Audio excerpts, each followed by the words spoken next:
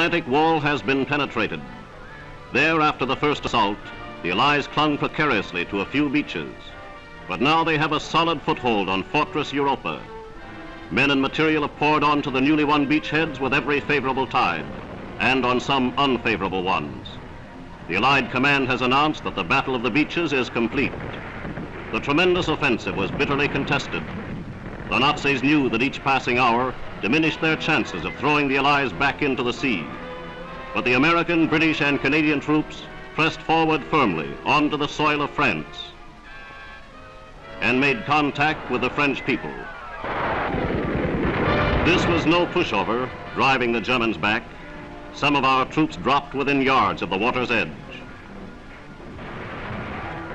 There were two enemies, the Germans and the heavy seas.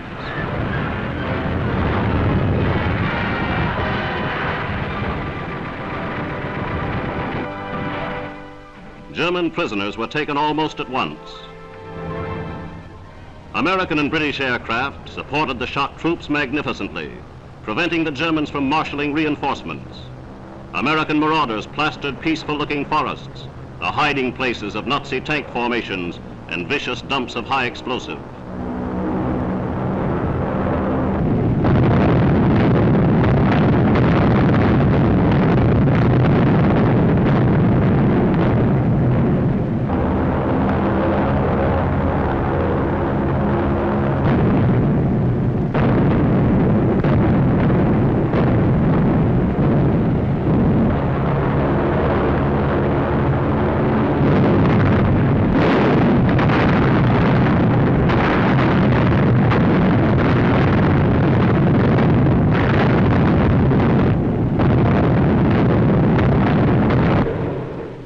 With beaches free of enemy fire, the Allies streamed heavy equipment ashore.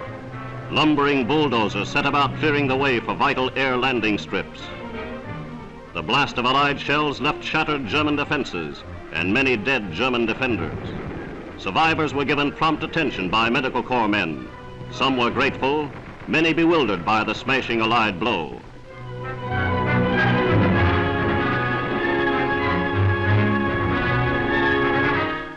Doughboys and Tommies pushed forward yard by yard into the villages and small towns.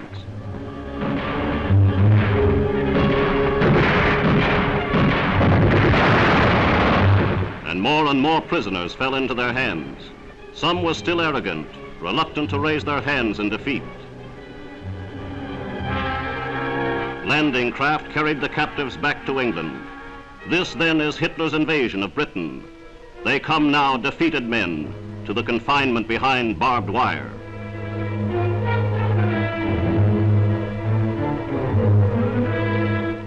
The United Nations onslaught is smashing ahead on many fronts.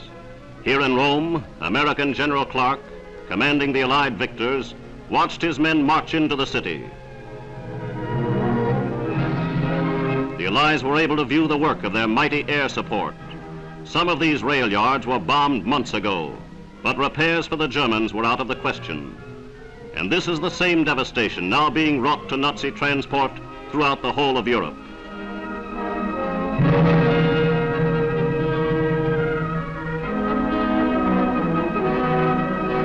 In their triumphal entry into the Eternal City, United Nations troops move past great monuments of antiquity.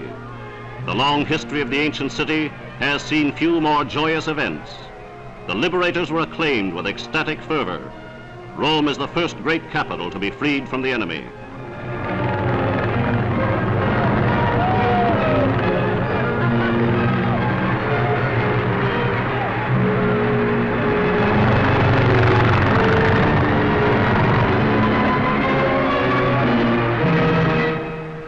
The flags of the United Nations were unfurled at once, heralding the end of 4 years' Nazi tyranny for the people of Rome.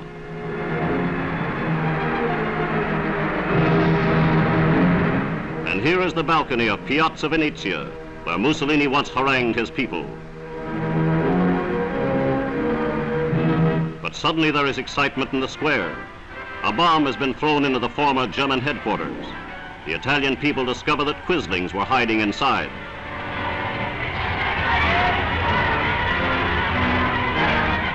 and soon they smashed their way in.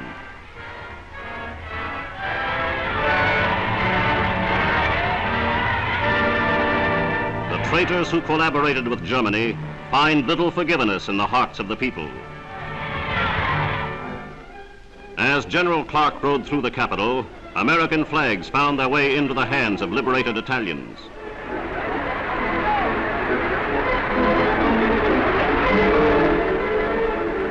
General Join, brilliant commander of the victorious French armies, went up to the familiar balcony with the American commander.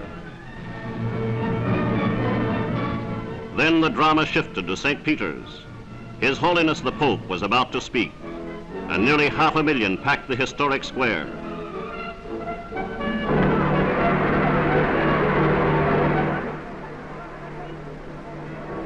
Pope Pius had this to say: "Thanks be to God, Rome has been spared the horrors of war.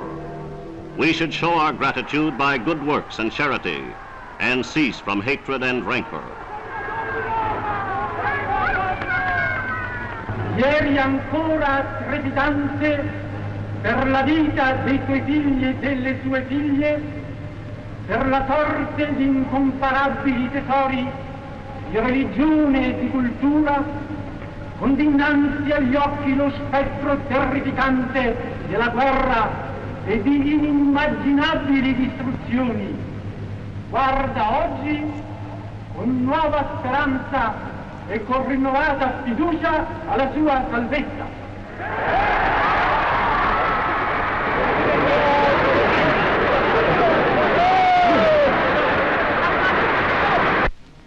Back in the English Channel, great convoys of troops and reinforcements continued to move toward the beaches of Normandy.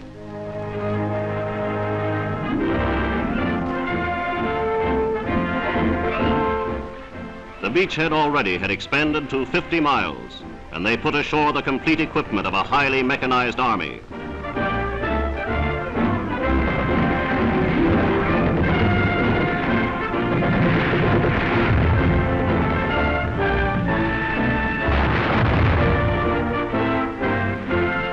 Pinpoint shooting put numbers of Nazi tanks out of action, and in the skies, bombers and fighters maintained cover for the ground forces below.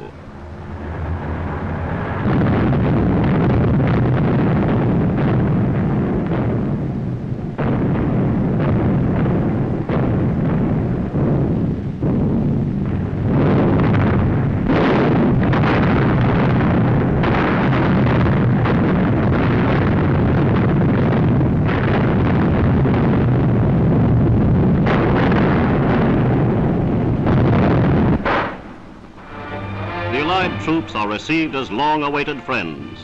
Peasants show them the way, warn them where to expect mines, and give all possible help.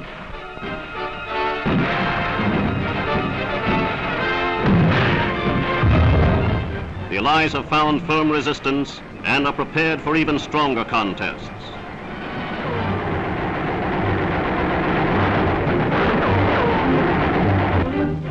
Less than a week after the initial landings, we had taken 10,000 prisoners. There is much hard fighting ahead, but the Germans are now faced with a three-front war: in the northern reaches of Russia, in the mountains of Italy, and here against this most tremendous military operation in history.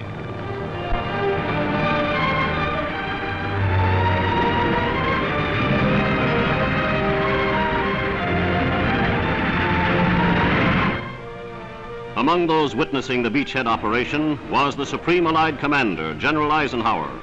Here he meets with Admiral Ramsey, Chief of Naval Operations, and with Britain's great soldier, General Montgomery. The Supreme Commander is on hand to learn firsthand how the offensive is going. What he learned was good indeed. The meeting of these brilliant leaders symbolizes the unity of the United Nations forces they represent. The conference over, the British leader returns to his Normandy headquarters to get on with the business at hand.